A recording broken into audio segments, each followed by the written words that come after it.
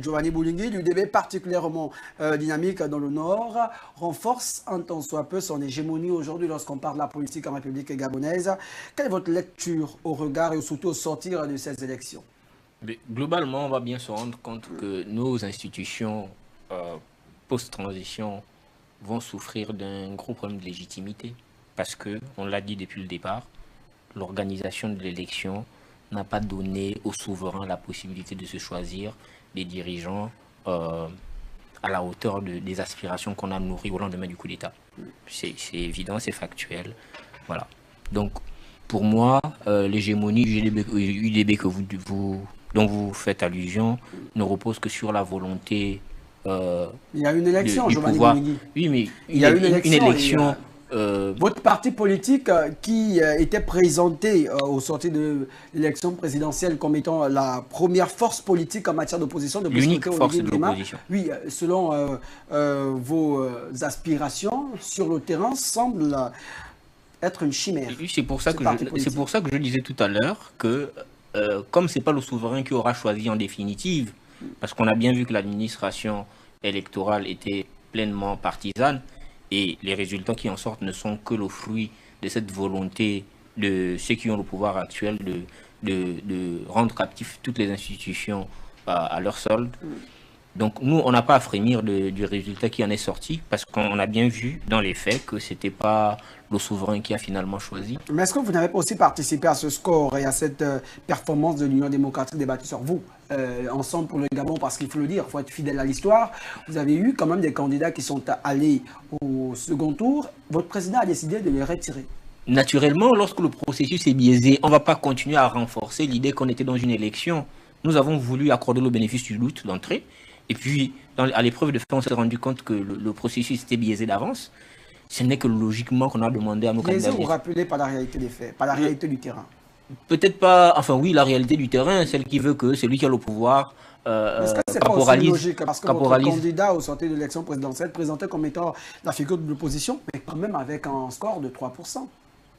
Comment espérer une grande retraite? Là encore, je peux redire les mêmes choses. Pourquoi? Mais allons regarder les résultats qui sont annoncés par le ministère, toutes les incohérences qui existent. Qu'est-ce qui fait qu'au premier tour, on est 5% de votes blancs ou nuls et qu'au second tour, les 5% de votes blancs ou nuls est sauté en faveur du candidat finalement élu? Très bien. Donc personne ne peut dire avec certitude aujourd'hui, sauf à faire mauvaise foi, que les chiffres qui ont été annoncés sont cohérents, sont fidèles à ce que le souverain revenons sur cette élection. Astevi Etima Ndoutoum, la performance de l'Union démocratique des bâtisseurs, balayée du revers de la main en tant soit peu par le porte-parole d'Ensemble pour le Gabon sur ce plateau. Vous, quelle est votre lecture? Je pense que le plus grand drame de notre vie politique, c'est qu'on n'a pas des hommes politiques éduqués au principe de la République et au principe de ce qu'est la politique dans son essence noble. Ensemble pour le Gabon, c'est ça, Ensemble pour le Gabon, aujourd'hui minimise ou recuse les résultats et même le processus électoral. Ça interroge. Ça interroge pourquoi? Ça interroge parce que rien n'est né du néant. Toute chose égale par ailleurs.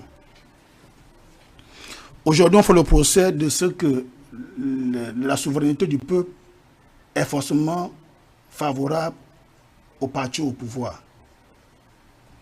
Et que ça vienne d'un porte-parole d'Ensemble pour le Gabon, le peuple doit comprendre qu'en réalité, nos fondements démocratiques sont ébranlés. Parce que Alain Claude Bilébizé, un architecte incommensurable de la vie politique de notre pays ces 20 dernières années. Depuis 40 ans. Depuis 40 ans. Non, depuis qu'il est vraiment porté aux responsabilités. Un idéologue patenté du chaos de notre pays avec le PDG. Ah, vous y étiez là-bas aussi, non? Oui, j'étais au PDG. Donc vous partagez cet héritage-là aussi. Mais oui, si moi j'assume, lui doit assumer ça. Mais lui refuse de l'assumer. Quand est-ce qu'il a refusé? Mais puisque vous ne voulez pas l'assumer. Quand est-ce qu'il a... Mais c'est ça votre problème. C'est ça le problème. C'est une sorte de confusion. Ensemble pour le Gabon qui n'existait pas. Permettez. Au lendemain du Permettez. mais qui devient subitement responsable. Non, mais oui. Faisons preuve de responsabilité, s'il vous plaît. À moins que vous disiez que Billy Bizet, le nouveau Billy Bizet n'a jamais existé avant le Billy Bizet n'est pas ensemble pour le Gabon. Ne prenez pas les Gabonais pour... Allez-y, Stélie, Billy Bizet justifie en temps soit la performance est de la l'Union cheville démocratique des ouvrière bâtisseurs. d'ensemble pour le Gabon. Il suffit de voir les griefs qui lui ont été faits par son compagnon d'hier, le docteur Iloko, pour comprendre la psychologie managériale de ce monsieur-là. Et dire qu'il est...